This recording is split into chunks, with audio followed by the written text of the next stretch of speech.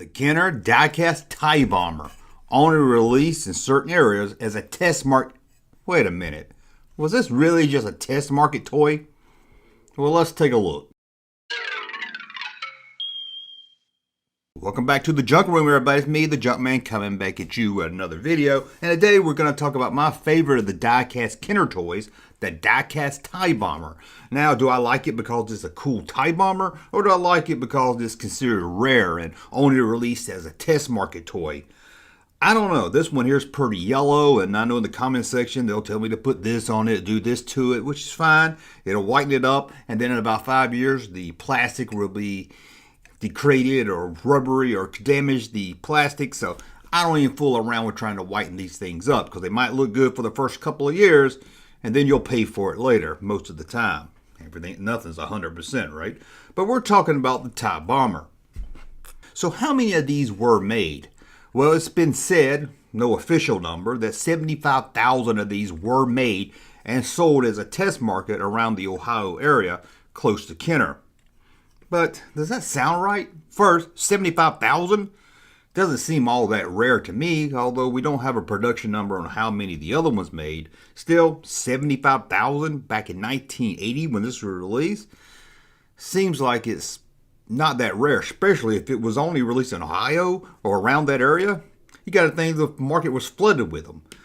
But there's been reports of people talking about how they found this at Toys R Us in California and other places.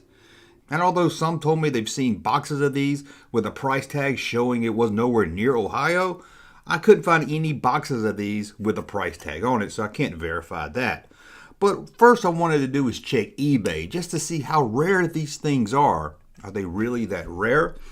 Well, I got lucky and picked mine up on Craigslist. Believe it or not, I got this, the Imperial Shuttle you see over here, and a couple other things for a really decent price. But let me tell you about my adventures over at eBay. Now on eBay, I did a search, and I found that out of currently on eBay now and what has been listed on eBay the last couple of months, or I don't know how far eBay goes back with their complete list, but I only could find 10 of them. That's right, only 10 of them. And that made me think, well, this thing is rare. And how many of them was boxed? One. One was currently on sale that was boxed. The rest of them, all loose. I looked at completed, sold or not sold, and currently listed, and I could find none in the box. So that tells you right there, this thing is pretty rare. But it got me to thinking, what about the other toys released in the Empire Strikes Back line? Most of them were released on a card. The bigger ships like the Falcon, the Y-Wing, their Imperial Star Destroyer, they were released in a box like the tie bomber. But let's look at the carded Empire Strikes Back items, because they were released around the same time this would have been released. And let's see how easy they are to find on eBay. Slave 1, I found 12. That means they are 12 that was currently on sale or had been listed in the last couple of months. All loose. I found 0 on card. What about the Cloud car? Yuck, right? Well, the diecast Cloud car, 14 of them was on eBay loose, with only 1 on card. And then you have the Snow Speeder, 13 of them loose, and, yep, 0 on card. So we've got the tie bomber with 10, Slave 1 with 12, Cloud car with 14, Snow Speeder with 13. As you can see, they're all within around that same area, between 10 and 14, just a few number difference. And there was no Slave 1 or Snow Speeder on card, so it got me to really think, this thing can't be that rare, can it? Could it only be released in a test market? Now, the only thing we know that says it was released in a test market, or at least the earliest information I can find, was from Steven Sansweet book, a very great book if you don't have it, From Concept to Scream to Collectibles. Check out this book if you didn't have it. It's very good for any vintage collector. That's the first place I could ever find any reference to this being a test marketed toy. And every other thing I find kind of just seems to take that information from this book. There's no official document for Kenner. I mean, we got all kinds of official documents for Kenner.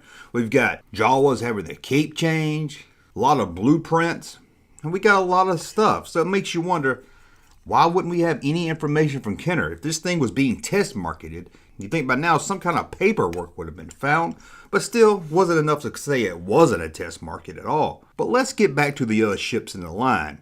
When this was released, Kenner brought over the Falcon, the Y-Wing, and the Star Destroyer. In fact, it was called the Imperial Cruiser when it was released before Empire, but they changed it to Star Destroyer for the Empire line. Falcon, Y-Wing, and the Imperial Star Destroyer was released in a Star Wars box, but for 1980 they crossed over to the Empire Strikes Back logo box, and this guy here got released in the Empire Strikes Back box. The only one that was new to an Empire Strikes Back box. So I started thinking, if this was released around that same time with those now in the Empire box, maybe that would tell us something. Are they just as rare as this, or maybe they're easy to find? And guess what? Finding a die-cast Falcon, Imperial Star Destroyer, Y-Wing in the Empire Strikes Back logo box, it's almost impossible to find. I couldn't hardly even find photos of them. I can find photos of this. I can find it on eBay. But try to find a Falcon, a Y-Wing, an Imperial Star Destroyer, all in the Empire Strikes Back logo box, it's almost impossible. So why would a test market toy be easier to find than the toys released altogether? And it got me to thinking about something else while looking at those boxes. On the back of the boxes, they do show the TIE Bomber.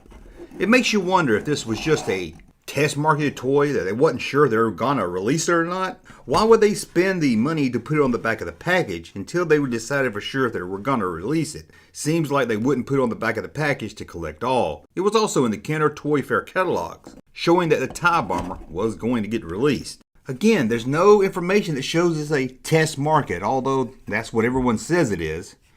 But I can't find any information that shows it's a test market. Now, there was something unusual about the box for the TIE Bomber that's unlike any of the other boxes. This box here, it had a barcode for the TIE Bomber. Now, you know, barcodes are on everything nowadays, but in 1980, very few people used them, but they were on toys and some other things. So someone told me maybe they were doing a barcode test, sending it to only stores that were able to do bar scanning as some kind of test for the scanning system.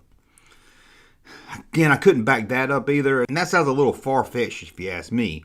I mean, I could see putting the barcode, sending it to the stores that had it or didn't have it, but to make a special box, a special toy, just for special stores that have a barcode scanner, seems very unlikely. So what do I think happened? Why is this one more rare than all the other ones? Well, as I've kind of pointed out, it's rare, but it's not as rare as the other ships in the Empire Strikes Back logo boxes. Maybe rarer than the ones on cards, but they were cheaper, and stores probably carried a lot more of them than they did the box items. So what did I think happened? Well, I think the die-cast toys didn't sell that well, and by the time Empire Strikes Back came, most stores was not ordering more. And if they were ordering more, they were ordering the cheaper ones, which is pretty hard to find also, but not as hard as a TIE Bomber. The Falcon, the Y-Wing, the Imperial Star Destroyer in the Empire box, stores didn't order those because last time they had them they didn't sell, or they were still holding on to a bunch of inventory with the Star Wars logo. And if they didn't order the Falcon, Y-Wing, Imperial Star Destroyer, chances are they didn't get the TIE Bomber. Those stores that did order them, they got the TIE Bomber. It wasn't a test market, I don't think. I think it just comes down to what a lot of the rare stuff comes down to. The large size IG-88. Is it rare? Very rare. Was it a test market? Nope. It was just the end of the line and a lot of people didn't order it back then. The Power of the Force figures, why are they so rare and worth so much money? Kids wasn't buying them and stores wasn't ordering them. And if you ask me, that's what happened to the TIE Bomber. It was released, stores didn't want to order it, figuring they couldn't sell it, and those that did order it, they got a few in, sold it, and the line was canceled. So there you go. The Imperial TIE Bomber die-cast toy. Was it a test market? Was it rare? Let me know what you think in the comments below. Most of the experts will say it was a test market, but I don't think it was test marketed at all. But again, let me know what you think in the comments below. As always, thumb up my videos so you like my content. Subscribe to the channel, and we'll talk again soon. Hey, Junkman channel popping though. Thank you, sir, for that unsolicited testimony.